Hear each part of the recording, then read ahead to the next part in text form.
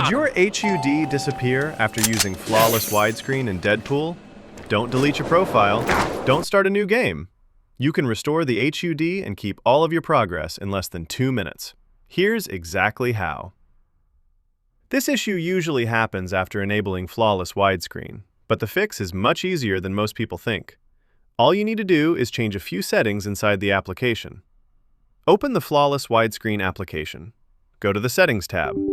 Then open Display Detection. Enable Display Detection Override. Now enter your monitor's resolution. For example, if you're using Full HD, enter 1920 for width and 1080 for height. Next, set HUD Width, HUD Height, HUD-X, and HUD-Y to 0. Make sure all 4 values are set to 0. Then click Save Changes. Now go back to the Deadpool plugin.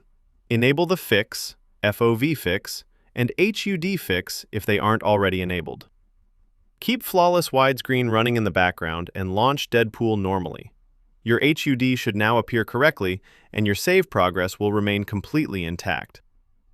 If this video helped you fix the problem, leave a like and subscribe for more Deadpool fixes, mods, and PC gaming tutorials. Thanks for watching, and I'll see you in the next one.